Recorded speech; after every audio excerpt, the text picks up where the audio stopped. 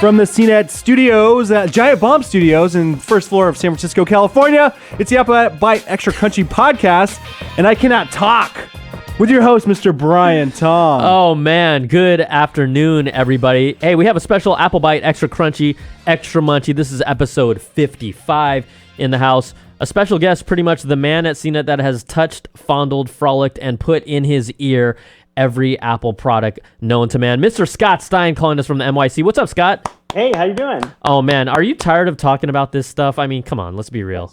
Yes, I need a break. I actually had dinner with my family last night. It was a wonderful Wow, this is amazing. But we appreciate your time here, and we'll just kind of jump into it. You've been able to play with all of these Apple devices. We've had our own impressions, but let's just start off with the iPhone. If you had to kind of give it, whatever your 3 key points or what makes it special or why would someone do it, what would you say about those, the iPhone 7 and then the 7 Plus? So I would say the number one thing would be water resistance. I'd say the number 2 thing would be a bit more battery. I'd say the third thing, well, the number 1 thing would be the camera. For the 7 Plus, obviously. For the 7 Plus. Camera for both. Then I would say it would be water resistance, then it would be a bit more battery. Were you, some people complain about, it didn't look that much different. We didn't expect that in the start. So to me, it doesn't bother me that much because that's kind of what we've expected. It's more of these kind of incremental things that have made this a better phone if you're already in the ecosystem. Yeah, exactly. And I think, because it's all integrated, because they launched the OS and the hardware at the same time. And that's something that, you see it in other phones. It doesn't show up, and it can be frustrating. It's designed to all, be there for you at that one moment, and you can tell that it fits together. But, I'd say this time it's not a necessary upgrade. We always say that, but I think particularly now, I agree. It's a lot faster. But the thing is, I say that as a caveat because I think we've already got really fast phones. Yep, I 100% am there with you. If we didn't have to review these things, and if I didn't host this show called the Apple Byte or Extra Crunchy, I would not upgrade this phone. I just wouldn't. And I'm on a 6S. I'd be happy with my 6S. But the biggest reason, yeah, right. But the biggest reason where if anyone's gonna even really upgrade to either of these things, it comes down to the camera, specifically the 7 Plus, right? Yeah, but the thing is, 7 Plus camera, I say ... because the coolest thing you can do with that camera, which is that depth of field bokeh, DSLR-like effect, that's not available yet on this. That's going to be launching later this year. So we haven't even gotten a chance to review and play with that.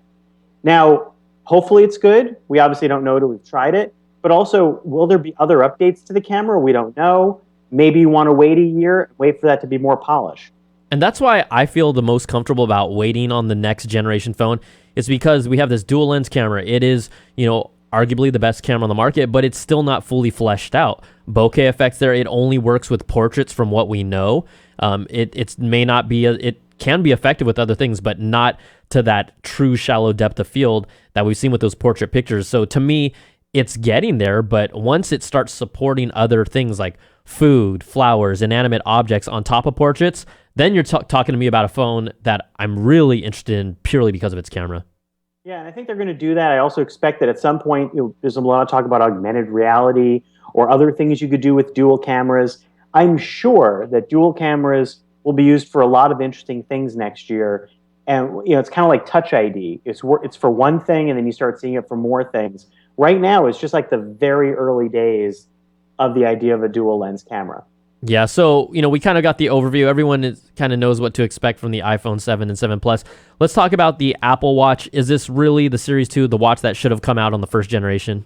Well, there's 2 things. One is the software, and that's something you can download on any Apple Watch. And I really feel like I've been trying it now on an existing first-gen Apple Watch. I think you should do that. If you have it, certainly don't need to upgrade. But then, we talk about like sports or sport or fitness, and there was originally the Apple Watch Sport, but it wasn't really a sport watch. It was just the cheap watch or the cheaper watch. It was still expensive. This one, the new Apple Watch Series 2, is a sport watch. It's swim proof and it has swim tracking. It's got GPS, which is meant for sports, brighter display. So it's really a sports edition. Does it make you feel compelled to upgrade? Because for me, I have a Gen 1 watch. The GPS is nice, but I'm personally not that super active hardcore hiker. So just watchOS 3 alone makes me feel like I got a brand new watch. It performs, I know it's a little faster, but the performance on a Gen 1 watchOS 3 watch still feels good to me. Yeah, I think it's going to be fine for most people. And I really like the water resistance, but that's to me, I just like little watches in the shower. I think it's just a matter of when we check in now and look at Apple Watch, it's at a point now where I think you don't need a smartwatch, but it does a better job, minus battery life, of being a smartwatch than anything else out there. Yeah. And then finally, Scott, we all know the AirPods. Man, I'm sure you've talked about ad nauseum of how they look. I think, before we even got our hands, and you got your hands to review them, I just said, look, the tech on there is amazing, but I don't know about the looks. What has been your overall take of the whole thing? So it's so funny. First, it became a meme, and then it You was were like the on meme. Reddit. And You were the meme. I felt like you were part of that, man. It was amazing. So that was thank you, world, for that. They do look silly, but here's the crazy thing. Apple's saying you'll use these instead of your regular wired earphones. I have been. I realize now over a week, these are my go-to over-the-wire included earpods. I find that they're pretty easy to use, and I think the battery life is good enough that you can quick charge them, and I never have to worry about them. So that's nice. The problem I don't like is that the way that Bluetooth and these things work, it's not the same as a line in. So if I'm doing a Skype like right now, I can't use it for all things, or the sounds a little different. It doesn't work with video recording, so I couldn't do like a first take with one. It's a little more digitized. And also, sound still hiccups. These are pre-production units. So, they may change. But I still get occasional Bluetooth hiccups. Not as many as normal, but that's frustrating. You even came across a problem where we were setting this up, and Scott looked down and he's like, crap, I have a lightning connection on the actual AirPods I have, but I don't have the adapter. And now I got to go find either a new headphone set or a new adapter so that I can even do the Skype call.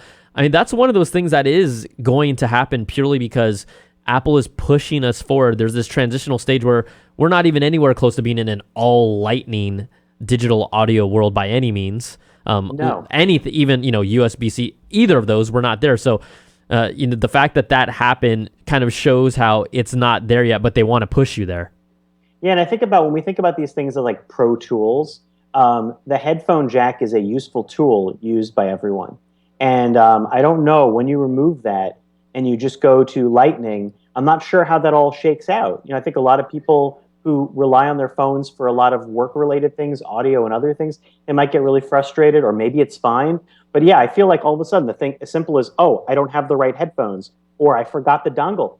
Here's one. We did a battery test. This is behind the scenes. Mm-hmm. We did a battery test of the iPhone, and we were connecting it to do audio pass-through for one of the tests. And then I realized I hadn't left anyone with a dongle, so we almost weren't able to run the test. So you couldn't even have the audio pass-through. It's just like you're going to always have little things like that for at least the next year. Mm-hmm. Then, sure, maybe we get over it. But for now, especially since it doesn't have USB-C, you're ending up in this forked path that that's going to be annoying. I think ultimately I'm going to keep my dongle on my Lightning headphones and just tape it up and make sure it just treats itself as one living cable. And I'm just going to walk around with it. That's a good idea. I think you need to do something like that, and don't lose those headphones, because then, I feel like I'll leave those headphones at home. Well, yeah. Carry 4 of them in every pocket. It's funny you say don't lose those headphones, because last week on this show, Beecham and I were joking about, look, someone's gonna make a piece of rubber that connects the 2 AirPods and creates this air strap on them, and what happened 2 days later. Yeah. All these things on the internet are like, hey, look, the new air strap, the blah, blah, blah, the headphone connector. And I'm like, I could roll with that. I think I could roll with that. One thing I know, it's like, you think, okay, there you go. And I haven't worried about losing them. Yeah. Although we did have one thing where our photographer, Sarah, took photos with these and afterwards, and she brought the flash in too close, and the magnet on the flash sucked up one of the AirPods. And I didn't realize it, and I was like, where'd the AirPods go? And it was glued to her flash. And it was there, like a magic trick. Well, Tim Cook has continuously said these, he forces the word magical into every conversation with the AirPods. It's a little embarrassing. Wow. I know, it's too much of that. One thing I like is that, and I don't think people have said this quite as much, you can just pop one in and make a regular phone call with just any one of the AirPods. Just a single one, just like a Bluetooth headset back in the day. Yeah, and actually I really like that because I feel like whenever I'm on regular headsets, I never know where the mic is or I have to lift it because it doesn't sound that great. That sounded way better right there. I don't think this is connected. Yeah, this is not connected to you. I don't even know how to connect it to a Mac. You can't do it yet. That's the other problem. Well, let's have Bluetooth. I don't know if it would connect. It might connect. It should connect. This is like the thing. It's like this big nested, will it work if I do this? But the fact that you can make phone calls and people can hear you reasonably well so they can work for that makes these pretty useful. Yeah. Overall take of just all the products, did one really stand out to you personally for whatever reason? I think the AirPods are an interesting concept if you're an Apple Watch owner, but that's a lot of stuff to buy into because you can take phone calls now and it passes through. No, these products are pretty standard updates. Mm-hmm. I think the most needed upgrade that improved a product may have been Apple Watch. Yep. But mostly through software. And now I feel like it is something that I feel like is in a flawed territory is at the top. The iPhone is another upgrade. It's very solid, but I worry with that headphone jack whether it's the best upgrade for everyone right now. Yeah. You know what, Scott? Thanks so much for your insight. But it's from a lot the better. start, But it's definitely a lot better. But it's always a lot better. Yeah, it gets better. Exactly, it gets better. And one thing, next year we're wondering about big improvements to the next iPhone. Next year could be a very big year. I think next year is going to be a beast of a year. Yeah. I don't see how how can it not be when you have a phone that pretty much looks around the same for 3 years in a row? It's going to be a beast. Well, and also this whole year for Apple has been a very small year for upgrades. Yeah. And I feel like next year you're going to see big shoes drop. Is that even a thing? I think you're going to see like a lot of these products that you may have been expecting. Like, what about like an iPad that's more like a laptop? I feel like it needs to complete the journey. Well, look, I've been waiting for them to show me something like that because I For love like that 9 iPad. Yeah, years. for a while. But we'll give them a little more time. We'll see what happens. See. Scott, We'll do it. thanks so much for calling in. We appreciate your time. We know you're a busy guy. All right. Yeah. Well, thanks. I'm glad to be on. I'm glad you're on as well. I only got to say hi to you for like 2 minutes when I saw you in San Francisco. Yeah, and then you got yelled at. Remember that was I did get yelled that was so. We were. Let's quick story. This is not insider baseball. Scott and I, after all the commotion of the Apple event, ended up finally seeing each other. Probably at the end of the day, I was one of the few people left in the office, maybe 3 of us, and we're like, "Hey, what's up?" We start talking. We're catching up, and then one of our coworkers, to be unnamed, I guess was on a phone call. She was on a pretty big phone call for a press she was on interview. She was on a live radio hit. A live radio hit in an office that freaking holds 200 people. Go to a private room. So instead, Scott and I are just Scott and I are merrily talking, and then she comes and she's like pissed at Scott. She's like, "Well, you were da da da da da," and I'm like, "Yo, if you're doing an important interview, go to a private room." That's what I thought, and I saw Scott just taking this punishment on his face, like he was just taking Traveled it. 500 miles across the country. Punishment. You were taking it like, and I saw your face just like, all right, I'm gonna, and she was giving it to you, and inside I was laughing hella hard. You guys are experiencing the open office world. This is the deep open office syndrome. Scott, you're a bigger man than me. I would have told her like, go to a private room and do your interview there. Don't talk to me like that. I'm a visitor. I'm a stranger in a strange land. I gotta go with the flow. I did come in too, and I was like, "Hey, how's it going?" I don't care. And There were like, 3 people in the office, you, me, and that person. I don't care. I didn't realize that it was going on. No. I know. It was such a tough day, and then I just felt like I wanted to crawl in a corner, and that was how I got to see you again. There you go. All right, Scott, thanks so much. Get out of here. Enjoy your day, and we appreciate you calling from New York, okay? Oh, yeah, you too. Good to talk to you again. Hey, good to talk Till to you. the next thing. I can tell Scott misses us. He's just kind of like, I just want to stay on this phone line. Well, good to talk to you. Take care. All right. Thanks a lot, Scott.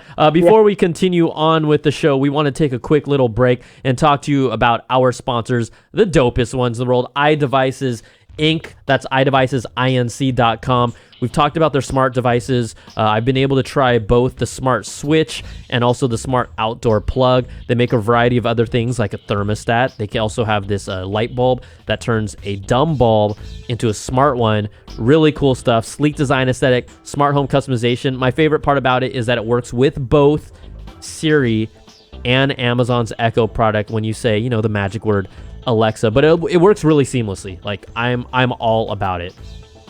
Cool. Each product. Sorry, I'm like over here like anticipating when to come in. I'm just gonna throw it at you. Yes, each product has fully customizable night light that can add ambience and flair to your smart home. No hub, no fees. It just works with simple setup and seamless integration. The premier HomeKit aggregator app. Let's talk about that. Let's talk about it. Manage and control all iDevice products and any other HomeKit-enabled device. These are more than just gadgets. They are smart home products designed for a complete smart home experience, and they use Siri and Alexa voice commands. I said that already. Don't copy me. Oh. Don't copy me. All right, surf on over to iDevicesinc.com. That's INC. Use the promo code AppleByte for 15% off your home's evolution. Booyah. Get ready. Say it with me, Steven. iDevices. Evolving your home. Beautiful. Very nice. Beautiful. All right, let's catch you up with what's happening. We wanted to take care of Scott off the top because that's one of the things everyone's talking about. But this is where things stand here and now. They might change in a day, so that's why people that subscribe to this audio podcast, you got to listen quick and early. The iPhone 7 lines have already started ahead of Friday's launch. Wow. They are there, but this is what's sad to me. There's kind of a bit of conflicting stories. Apple came out outright and said, look, the initial quantities of the iPhone 7 Plus, every single model of the iPhone 7 Plus are entirely sold out. In addition to that, all models of the jet black iPhone 7 are also sold out. And if you wait in line and hope that you can get one of those models because you might have missed the pre-order, maybe you were at work, you know, the online system that also had its own issues, you will not be able to get them. So before the show, I was actually down in San Francisco at Union Square in line, wait to check out to see what was going on.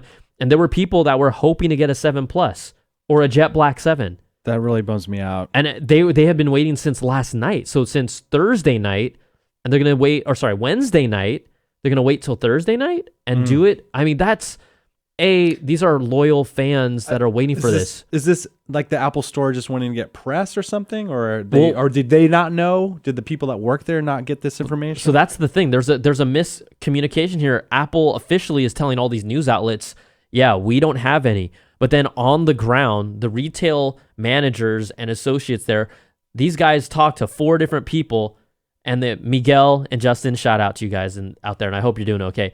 But they ask them, and everyone says, you know what? We don't, the classic line, and this is true with carriers, we've been told this, we don't know what we're going to get until we get it.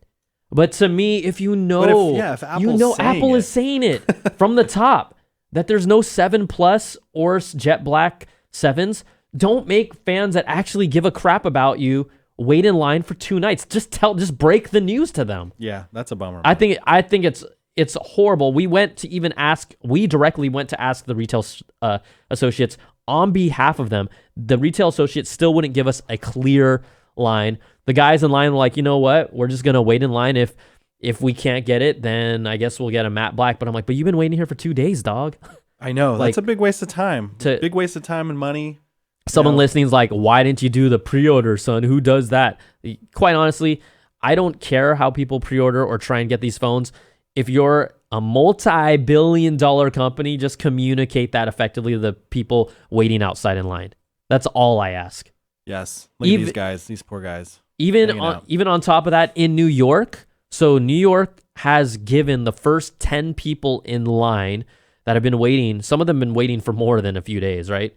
Over a week or so, even more than that, just to plot their spot because they don't know what's happening with inventory levels. Some people, 10 people, have been given $100 gift cards from Apple, the first 10, just because they waited in line and they're not going to get a 7 Plus or a jet black. Is that worth your time? No. It'll buy a third of the AirPods or 2/3. 2/3. But I just can't. These guys were like pumped about Apple. They wanted to be in the store, and you're just gonna let someone down like that, and you know that. I'm That's excited for the wrong. video you guys are producing about that. We have something special for you in the actual Apple Byte. We're doing this show a day earlier because I'll be gone tomorrow, but we got something special, little something cooked up for you. So Cool. we'll find out how that whole situation plays out. But according to Apple directly, you will not get any iPhone 7 Pluses or a Jet Black 7 if you are someone who is going to wait in line. So if you hear this, you tell your friends, tell your children, tell your kids, tell your wife. Don't go in the line. Don't and Tell your hide dog, your goldfish. hide them from the Apple Store. That's hide your kids from the Apple Store. We know that iOS 10 came out and there were some bumps in the road. There was the first hour or so, it was freezing or breaking people's phones, telling them to restore the phone. Then people had to like plug it into iTunes and potentially, if they didn't back up, pretty much lose all their information, not be able to update their phone if you did not back up. That was resolved about an hour or two later. But the saga of the drama from every iOS rollout day still continues. T-Mobile is now warning owners of an iPhone 6, 6 Plus, and 5 SE. These three customers, they're telling you do not download iOS 10. They're getting reports of connectivity issues. I had a few people earlier tweet me like, is there something wrong with the cell signal because I just updated my phone and I'm on T-Mobile? And at the time, no one really knew what was happening, but indeed, it looks like to be some compatibility with the carrier, and Apple and them are both working on a fix, but at the moment, they're telling you, do not do this. Yeah, I saw, I got the update. Like, we were in a meeting and everyone's like, iOS 10's available now. And I was like looking at it. And then I start seeing stories like people's phones are bricking. Yeah. So I have not done it yet. So I've not experienced iOS 10. Well, I'm kind of bummed. Everyone wants to jump on it. I get it, but I put it on an extra phone first, like a kind of like a dummy phone before I actually The put bat it on. phone? Yeah, just like, dude, would Batman put iOS 10 on his phone on day one? Probably. Yeah. He probably would. He would get it. He would get it beforehand and then tweak it and modify it so that it would work to his liking. He'd have his butler like work out the bugs. Alfred be like, would, Jeremy Irons, the new Alfred, be like, He'd be checking it over. Master. Master Wayne, I don't think it's a good idea. Right now. It's not a good idea. So just be careful about what's going on over there. Just take your time with this iOS upgrade So stuff. what advice would you give to someone? Like, should we wait for Apple to make a patch, or are they going to announce like we made an update to the update, or how's that going to work? So, yeah, they've done that. They did that, Update to the update to the. They did like a 4 update last year. There was an update to the update. Apple says that it's good to go, but T-Mobile and Apple specifically are saying hold off. Okay. So cool. from what I have seen, for the most part, the update is actually working pretty nicely for people. But if you're a T-Mobile person, now that we know the facts right now, just don't do it. In general, I like to wait a day or two before you do the actual upgrade, and I think it serves everyone better just to wait it out. Like, what phone are you on right now? I'm on the 6S. Oh, you're on the 6S. 6S, yeah. Why did I think you were on a 5?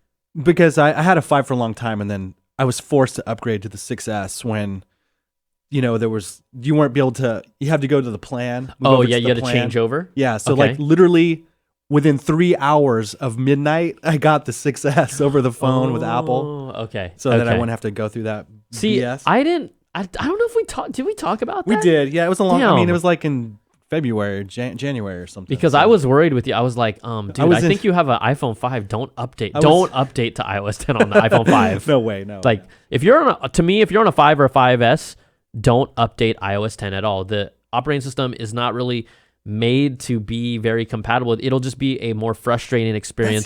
That's like such a bummer to hear. It's messed up though. Apple has done this for years, and it's kind of been swept under the rug. There was a class action lawsuit that by a group of people who are just saying like, look, Apple is just basically saying, oh, if you have a phone within 2 years, you're okay, but if you're not, you're pretty much screwed. But they're still going to force you. Or at times, Apple has kind of jokingly recommended you, hey, it's time to get a new iPhone. Oh wow. Well, is this latest issue specific to the Plus or the iPhone 7 and the iPhone 7 Plus, or is it on both phones? the T-Mobile issue? Just the most recent bricking your phone issue. It was basically every phone. Every phone, okay. Yeah, For some reason time. I was thinking it was just the 7 Plus or something. I don't know.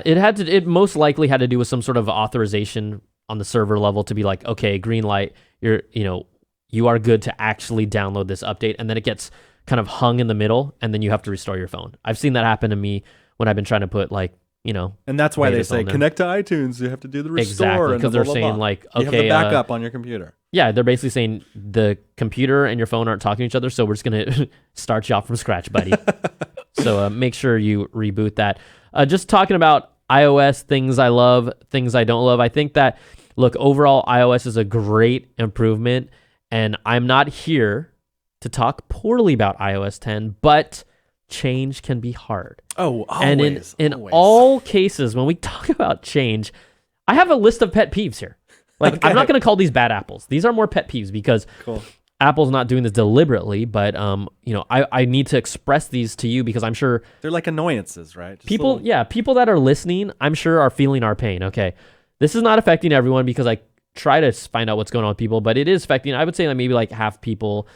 My number one pet peeve is my battery life. I don't know what I'm doing with my phone differently because I'm not.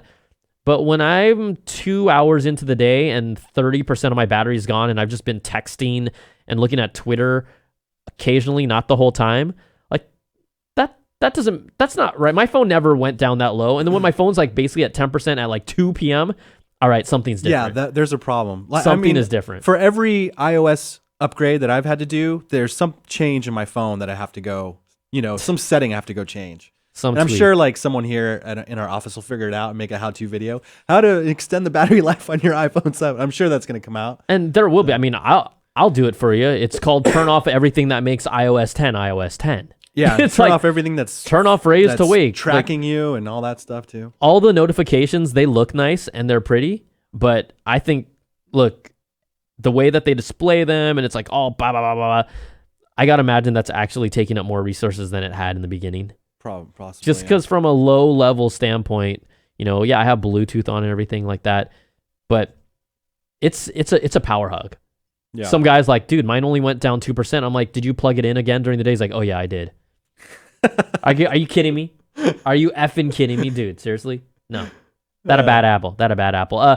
Another thing, the changing of the home button. This is like riled people up. Not experienced this. Oh my gosh. So basically iOS 10 changes it where it asks you to physically push down on the home button to unlock your screen. But for years we have been trained to swipe to unlock or just rest your finger on the home screen and it unlocks, right? Mm-hmm. Asking us to physically push it, like our brains aren't working that way. Like it's real. You've already been trained to do it another way. This is the world's greatest first world problem. It's the damn home button. Okay.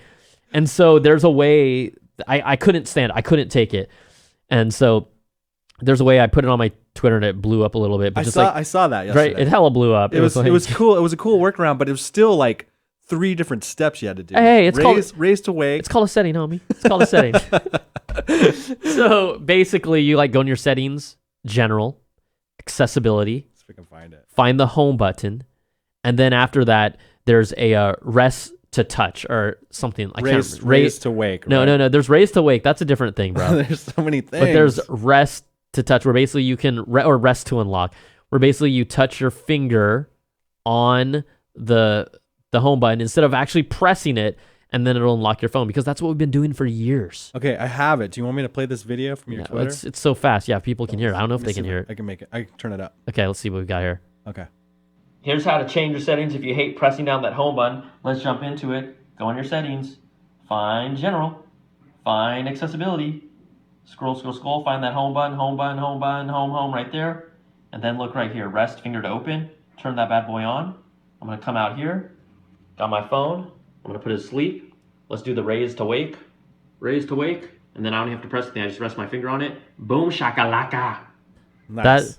That's not too bad, yeah. That's how you solve first world problems. I'm changing lives. Via Twitter video. Twitter video. So that bugged me the crap out of me. But everyone's like, "Thank you. I can't deal with this. Thank you." Like grown men were saying, "I love you." Like I would just, because I enjoy that. It's just always the fact that someone loves you because you show them a tip on their phone. I'll just write back to like, "I love you too, man." I straight up watch that because I want to know that, right? For when I get mine. Some guy's like, "My wife loves you," and then I'm like, "I love your wife." And then he thought I just like to mess with people. So that's another thing that I don't like. Notifications you get a boatload of notifications, but they don't group them together. So, oh, really? Yeah. So like, if you had 5 email notifications, they used to bunch them together. Yeah. Now it's like every time you get an email, it's a different. It goes into a feed It's sort of thing? It's its own little bubble. Every action is its own bubble. That's a problem. And they didn't. That's stupid. That's still. I don't like that.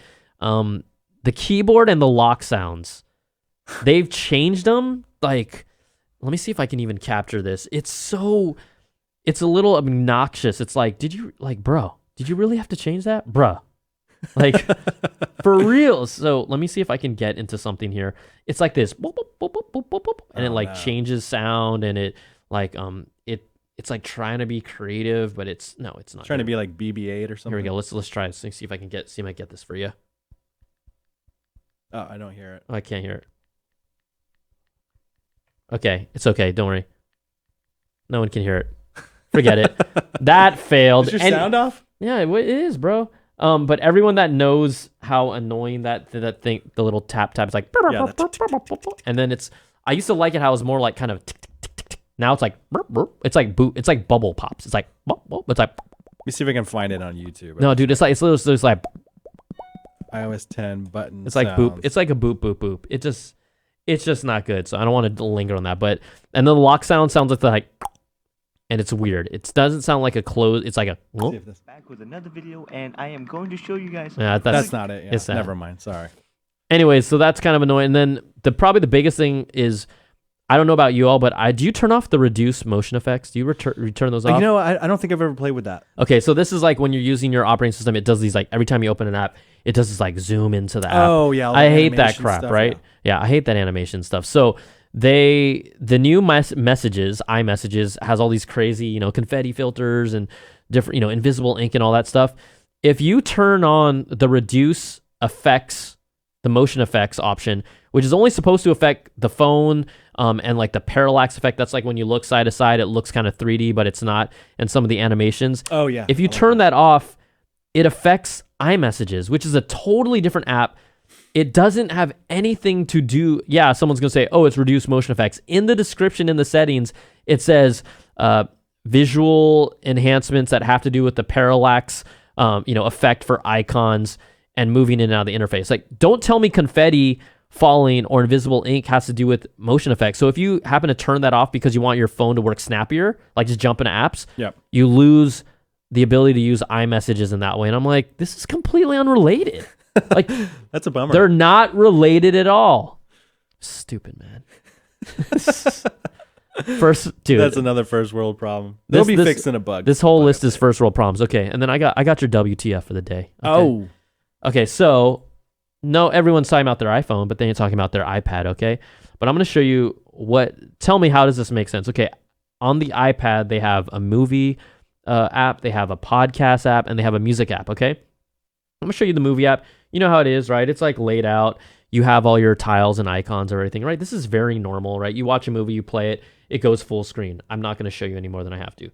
Now, the podcast app is a little different because it's like you have all your podcasts here, but then when you play them, it has like this tiny navigation bar on the bottom, right? Yes, it doesn't fill the screen, right? Yeah. It's this tiny ass navigation bar. You're just like, okay, yeah, fine. Okay, I can lift it up. I can get it full screen. Yay, good. All right, we got that. But by default, you don't really want to go to that screen. No, you don't. You just want it to pop up. Okay. Yeah. Now let's go to the music app. This is my favorite thing that they did here. Not. Okay, so they let me show ruined you it this. even more. You're gonna hate it more. Okay, so fine. You have like the ability to go to your library, and you have this drop down of playlists and artists. I'm gonna go to my playlist here. I'm gonna pick a playlist, and yeah, sure, some music might play out of here. I'm gonna try and not make it play, just so that it doesn't disrupt us. But when you play a song, let me show you what it looks like. Do you think it's gonna go full screen? I have no idea. Okay, let me try. I hope it would. You hope it would? Okay, let me show you what happens when you try and play a song here. Let's get a good one. Okay, here we go. This is what the interface looks like. Oh, wow. It's this random, it's like it's basically like they took part of like the phone OS and just popped it here on the side. Yeah, totally. And you see all this ugly crap in the background that does nothing. And there's just empty white space empty on the left space side. here. It's just this little column on the far right. Like, who the heck made this crap? Like, where's my beautiful music? Like, where's my beautiful music? It's over here in the corner. This is so stupid. But that's just for the iPad, right? Just Yeah, for the but like iPad. they just made it totally Yeah. different. I don't know. I should stop complaining about my first world problems. This is just like pathetic. Trust me, I'm just only complaining because like we all like this It's is like new. It's new. it's new. We're all supposed to complain. Yeah. All right, let's get to Change is hard. We hate change is hard. But also a change that maybe is just hard to actually happen or make happen. Apple and Tidal, we've heard all Tidal, the music service. We've heard all these rumors about Apple acquiring Tidal. But according to Apple Music head Jimmy Iovine, he told BuzzFeed News directly, we are not looking to acquire any streaming services. You know what that means? We are going to acquire a streaming service. Like, saying the opposite. how many times in business have you? We're just messing around here, but we wouldn't be surprised. And the reason why is there's been so much talk about this. But Tidal recently released their latest earnings, and for basically what is this? It was acquired in early 2015 by Jay-Z and a group of other musicians. Right? They made this huge splash. But according to their filings, Tidal took on a net loss of roughly $28 million last year. Man. Purely because of the, how much it costs to restream and the money that they're pouring in based on the users, how many people are actually using their service. They think they have roughly around 4.2 million paying subscribers right now, but that's just not enough to cut it. Apple's is around 17 million. Spotify just announced as they flex their muscle, they're at 40 million paid subscribers for Spotify. Wow. That's pretty big. So the two beasts right now are going to be Spotify and Apple. Yeah. Tidal, do you think those multimillionaires who are all about business want to keep on losing money like that? Hell no. Hell no. No. But you know what? I think Tidal, like they had a good model where they're going to have exclusive artists on just their platform for a while, but I think they blow it by letting the artists get their stuff on iTunes right away, like a week later. If they hung on to those things, like maybe a month or so, I think that would definitely increase some numbers. I don't know. Oh, 100% agree with you. The thing is that they were freaked out because they realized, people are still using the other services. Yeah. And instead of, like you it's said, they get scared. It's like, why not just be strong for a month? I mean, let's be honest. It's not like they need money right now. No. I mean, we know the money game, but if they want to change the wave of how things are going, you've just got to kind of hold out. Why do you think people go on strike? Because they're trying to change the wave of what's happening to move in their favor. You can't put out a song and then a week later give it to Apple Music and Spotify. Yeah, you can't say this is exclusive on Tidal for 1 week. I mean, come on, that's nothing. Like a week is a flash in the pan right now. Even 2 weeks, people are like, I got it in 2 weeks. Yeah, exactly. I'm good. I'll listen to whatever else people are throwing up online so I can hear it first, but I'll get it in 2 weeks. I wonder where YouTube Music comes into this, because they're like a huge player too, but they never really seem to get mentioned in all these sort of music streaming news stories, I think YouTube is always, they have their Google Music service in the background, but they've just never been a big player because people just don't think of them as a music service. I know, right? But, right? I mean, It's that psychology. We all listen to music For on sure. YouTube constantly, and For you get sure. the video to boot, So. And they were hoping they can convert that, but it's just not happening. That's weird, right? I mean, there's a point where sometimes no matter what you have, you're late to the game, and people just aren't going to jump on. Like, what for you? Would you all of a sudden just switch loyalties to YouTube Music right now? No, I wouldn't. No. But I mean, I do. I watch Vivo, and I'll watch a commercial to watch a video. It's no problem. So I mean, I'd probably use it just as much as I do any other platform like iTunes or something. It's true. So don't worry right now. Apple and Tidal are staying apart, but I'm curious to see what Tidal's future is, because they can't continue to lose money like that. Their artists aren't in the business of losing money. They just got to take our advice. Be strong. Keep your stuff exclusive on Tidal. Next Usher album, if you really care, Usher, go to Tidal. I'll buy it if you hold out long enough. If it's like Usher available on Tidal and it's like a week later I could buy it on iTunes, I'm not going to go over to Tidal at all. I don't care. Exactly. Why am I going to do that? So there you go. All right. We forgot to mention our phone number at the top of the show because we wanted to jump right into it, which typically leads to people not calling. But I can tell you right now, you guys call us a lot. So the number is 1-800-616-2638 for your voicemails, your name, where you're from, your comments, your questions. We're going to zip through these. We wanted to give you guys some extra love today, so we're going to go through a bunch. All right. Here we go. Call number 1.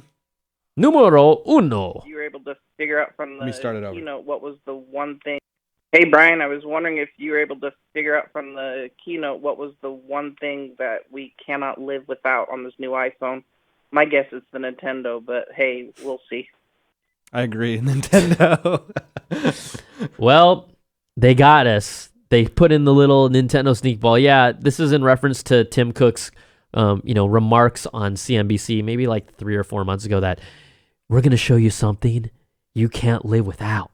And he was really excited about it. And we made fun of him for saying that. Yeah, he had the Mario app in his pocket. He was just like dying to pull it out and go, goo goo goo goo.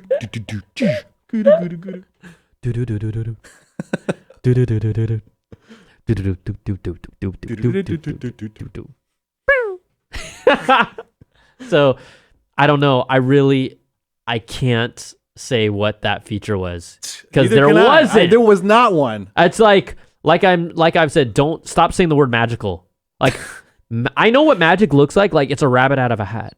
Yes. It's David Copperfield walking through the Great Wall of China on a TV special. It's David Blaine nude inside a block of ice. That's magic. That is actually he wasn't magic. totally nude, right? He might have been in his He undies. was close, yeah. Yeah, that block of ice thing, that was crazy. That was crazy. Dude, that's hella. Didn't he do one where he's underwater also for a He super did long? one, yeah. I don't know if that one worked out very good. I think they had to drain it early early or something because he like freaked. It was like he was trying to do it for days, but it lasted Yeah, like it didn't happen. Yeah. And then there was another one where he just stood up on a high, like thing, just up on this little like a ramp pointy thing or for like a something? week. He just stood there in New York. Yeah, pretty cool. kind of like using That's entrancements. Yes. Yeah, Blaine pulled like a thread out of his stomach on a TV special. I know was that is scary. I was like, dude, that's magic, man. Okay, next call. Hey, Brian. Hey, Steven. My name's Matt. I'm from Jacksonville, Florida.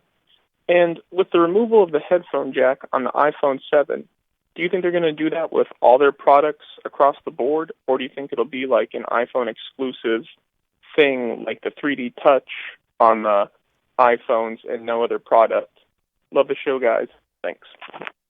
Thanks for calling, man. I definitely agree with you. It's kind of like the gateway right now. The iPhone is the play to get the idea of it into the mass market without affecting and really shaking people's brains too much, just because the phone is a one-on-one relationship, meaning, you have a TV and like one TV can be shared with 4 or 5 people, but a phone, everyone has a phone and is going to get a phone. So once you start introducing behaviors to that, whether they like them or not, you just kind of start getting used to it. And you kind of use that as the gateway drug to then get people to adopt these different behaviors on something like your iPad next, maybe. Now, laptops, desktops, it's going to take a while before that happens. This whole Lightning connection, because it's still Apple proprietary, you're more likely going to see a USB digital connection. They're going to fight each other. This is kind of like FireWire and USB back in the day for video.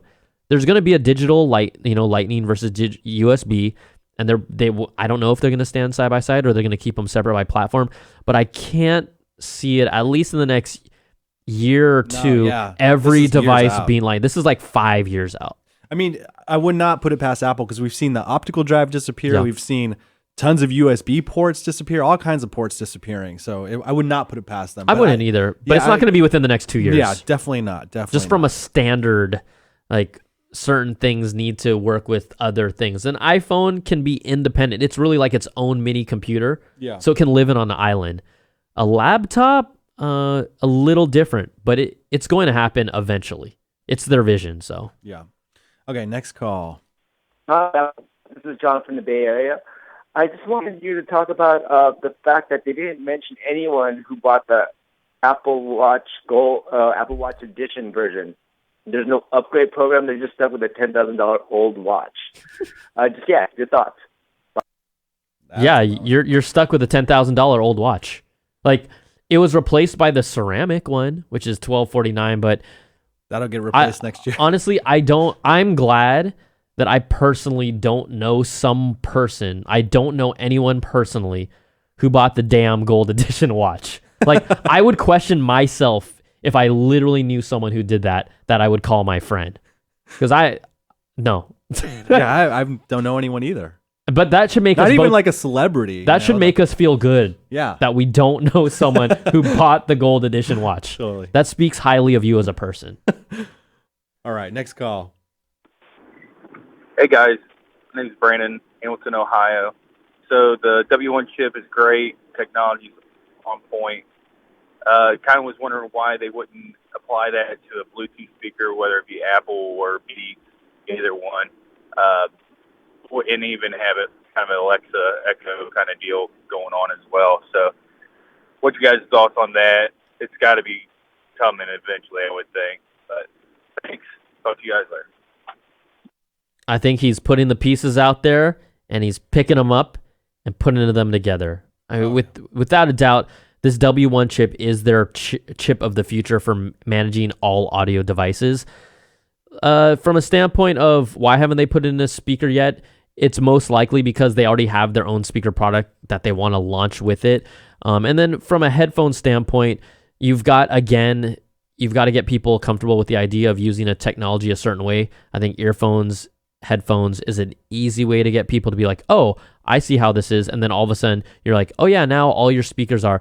They do have the W1 chip in Beats headphones. So we know Beats makes other stereo audio products. It's going to happen. We'll just wait and see how long it takes. There's probably one of those chips in a speaker in like an R&D room somewhere in headquarters. Right oh now. yeah, for sure. For sure. Okay, next call. Hey guys, my name is Yasser. I'm calling from Toronto, Canada. Love the show. Been listening and watching for a really long time. Both of you are doing a great job. So my question for you guys is, for all these people that are just looking for phones for processing power so they're able to install apps that can do more, do you think there's going to be any performance difference between the 7 and the 7 Plus? And for those of us already on the 6S, is it worth upgrading? Thanks. So from early benchmarks, it's not official by Apple, but the word based on these benchmarks is that the 7 Plus does have 3 gigs of RAM compared to the 7, which is equipped with 2 gigs of RAM. The reality, though, is there's nothing where we've seen the 7 Plus be so much more advantageous that you have to have it to do major processing tasks. Are they both fast? Unless you're a camera guy. Yeah, unless you're a camera guy. I mean, that's really, the 7 Plus is more about the camera than it is about the processor. We aren't seeing any specific apps written directly to take advantage of all that power. So if you're looking for quote unquote the most powerful Apple phone, sure, fine. Get the 3 gig one, but that's just on paper. The actual result, it's probably not going to be that much bigger of a difference for you. Yeah, and screen size, right? People want Screen a bigger size, screen. yeah. That's Yeah. those two things. Right? You're getting those phones for other things versus raw power. Okay, next call. Hey guys, my name is Yasser. That's I'm the same calling. guy, right? Yeah. Hey Yasser, what's up, Yasser? Sorry, Hey Yasser. guys, it's Michael from New Jersey. I'm calling. They're pretty much angry at Apple right now. First reason is for all the Apple customers that purchased the iPhone on the upgrade program, everyone knows that they don't have enough stock, so people weren't able to reserve their iPhone. Now all newer reports are coming out that they're going to take from their store stock to give back to the other people who pre-ordered already and were on the upgraded iPhone program, which makes sense. But if Apple was to roll out a new program, they shouldn't have issues with supply if they're going to say that everyone who upgraded, who was on this new program, should automatically be able to get a new iPhone. So double bet Apple. This is a disaster for now. People waiting online. People are not going to wait online. This should have been thought out. All right, thanks. Love the show. Bye. 100% agree. There were reports that because Apple did such a poor job with the iPhone upgrade program, again, this is a program that you signed up to basically guarantee yourself the ability to upgrade when the next iPhone comes out. A lot of people didn't. A lot of people were told that, okay, fine, I want to pick this up at a store. They weren't able to. When some were pushed to be able to pick it up from a store, the inventory was already gone. Later on, Apple did reach out to some, but again, not all, so not everyone was happy about this, some iPhone upgrade owners to be able to get the 7 Plus that they hoped for and pick it up. They were reached out and contacted directly, but again, this didn't happen to everyone. The majority of people were left out in the dust. It's ridiculous. There was a class action lawsuit that is being put together against the iPhone upgrade program. And I think it's a bummer because clearly they overpromised, underdelivered. That's like one of the cardinal sins in just customer service and retail. And if you were hoping to get an iPhone and you got screwed by Apple, you should be unhappy. But also you're like, well, what can I do? They don't even have the phones at the stores. So I remember them like selling this, pitching this as yeah. if you have if you're on the plan, you're going to get the phone first before everyone. You're going to have it right away. Blah, blah, blah, blah, blah. This is the first time they're doing it. There's already hiccups. It's a disaster, as he said in the phone call. That's a bad apple. That's a bad apple right there. Okay, another call. We got 2 more. Hey, Brian. I just wanted to say I love your streams. I love your videos, man. Keep up the good work. And I also wanted to get your take on the new jet black color. I know that color is very easily and prone to scratch. I wanted to know if you're going to get that color, would you put a clear case or a hard protective case on it? Thanks. Man, he's putting me on the spot because he's like, yeah, I know it scratches. And are you going to get it? My pre-order was for the iPhone 7 jet black. Oh. But see, I'll be the first one to make fun of it because Apple just basically every year dictates a new color is the new black, right? Yes. It was like gold was the new black 3 years ago. Rose gold was the new black last year. And this year, jet black is the new black. So, they come up with a cool color. I'm going to definitely put a case on that thing. I'm probably going to, because if I got jet black, I should probably try to show it off. Oh, right? yeah. You got to show it off for like the first week at least. Yeah, something like that. So I'll get some sort of clear case, put it on there, and then I'll put one of my fancy schmancy, like trendy cases that looks like a tropical island, and then it'll be done with. So you got me. I got it. I always get these like really thin matte cases. Yeah, those are dope. Like. These are pretty nice. Those are and they dope. feel good in your hand. I think the matte black actually looks really cool for the it does for the look iPhone. Okay. Okay, last call. Hi, my name is Matthew, and I'm from Detroit, Michigan. My question is about this October event we might be having. Do you think they'll introduce a new version of iLife and a completely redone version of iWork with the new collaboration features? And what do you think they're going to do with the MacBook Air? I know what they're going to do with the MacBook Pro, but what are they going to do with the Air? And do you think they'll lower the price of the Pro? I really hope they do because $19.99 is way too high. Oh my God. All right, there's a lot of questions here. Let me try and get through them. First of all, with iWork, I expect us to see some level of iLife stuff, but I wouldn't be surprised if it gets pushed until next year for the iPad event, that is rumored. We do expect to see some sort of MacBook iMac event this October, but the reason why I say pushing it over to the iPad is because if they are really going to do this on the iPad, and if they really are going to show us some level of collaboration, they've kind of got to show it to us working on both products. Maybe they don't. We got a little tease of iWork at the Apple event recently. Maybe they go full force with it on the Macs, but I think you've got to involve both components of what is your productivity platforms, obviously all Macs, and then maybe, depending on how you define productivity, the iPad Pro. But iLife hasn't been touched for a while. I think they're starting to show you, even in their Photos app, that they're trying to automate this stuff more, like memories, do things like that, the videos that kind of paste that stuff together. They're almost like focusing on more automated stuff that just happens because they don't necessarily believe people have, the time to goof with this stuff. But I think iPhoto and iMovie, if you really look at them, do you desperately need a significant overhaul with them? And because it typically targets the general consumer, probably not. So I would be surprised if they gave us anything major in the form of iLife, also because their resources are spent in like other places. They've got like so many different products. So I hope they do something, but we'll see. And then he also asked about MacBook Airs. Yeah. This one you might be sad, but I think the MacBook Air line as we know it is most likely going to go away. So I think the new product line, after all is said and done, will be the 12-inch MacBook, which is the USB-C one, which is the ultra thin. That is really, to me, going to be the new MacBook Air. And then beyond that, you'll get a 13-inch MacBook Pro and a 15-inch MacBook Pro. That's just what my gut tells me. The MacBook Pros will obviously have that OLED touch bar, but that MacBook Air is thicker than the current ultra-thin MacBook.